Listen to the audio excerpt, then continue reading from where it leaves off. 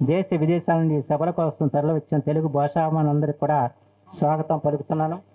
ప్రత్యేకించి ఈ రోజున మన మధ్య ఒక మహనీయుడు వెళ్ళిపోయాడు.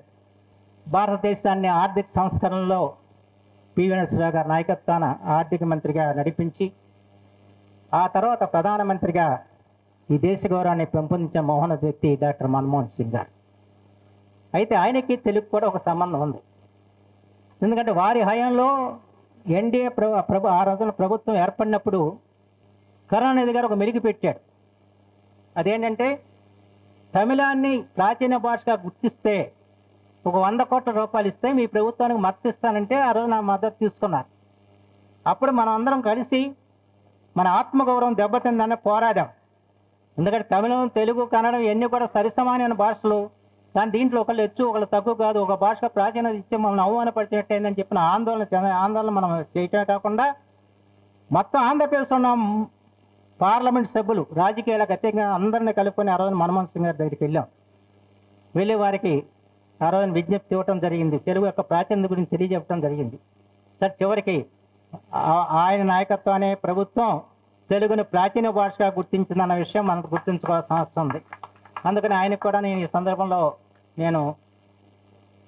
స్మృత్యాంజలి సమర్పిస్తూ ప్రాచీన భాషగా తెలుగుని ప్రకటించిన ప్రధానమంత్రిగా వారిని నేను హృదయపూర్వకంగా గౌరవిస్తున్నాను.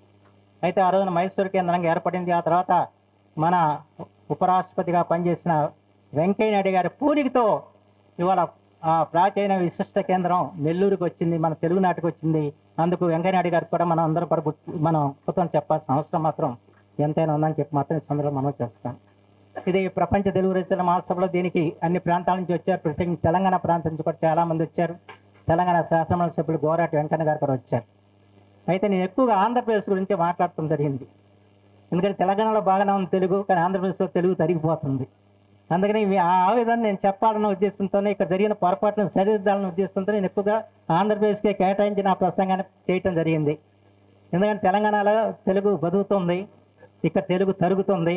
ఆ విషయాలు ఇక్కడ ప్రభుత్వం గుర్తించాల్సిన అవసరం ఉందని చెప్పి మాత్రం ఈ సందర్భంలో మనం చేస్తూ ప్రత్యేకించి ఆ రోజున మనం ప్రాచీన భాష కోసం ఏ విధంగా పోరాడాం, ఏ విధంగా సాధించాం, అలాగే వాళ్ళ మన భాష మనుగడని కూడా మనం నిలబెట్టడానికి రచయితలుగా మనం అందరం కూడా కలిసికట్టుగా నిలవాలని చెప్పి మాత్రం మీ అందరికీ కూడా నేను మనసారా కోరుకుంటూ ఈ రోజున ఈ మహత్తరమైన సన్నివేశంలో కూడా మనం పాలు పంచుకొని మళ్ళా ఒక భాషోద్యమానికి మనల్ని మనం అంకితం చేసుకున్న శుభ సందర్భం ఇదని చెప్పి మాత్రం మీ అందరికీ మనం చేస్తూ ఇప్పుడు ఈనాటి జ్యోతి ప్రకాశం చేసి ఈ సభలకి అంతరార్పణ చేసిన శ్రీమతి శైలజాకరణ గారిని మాట్లాడాల్సిన కోరుతున్నాను.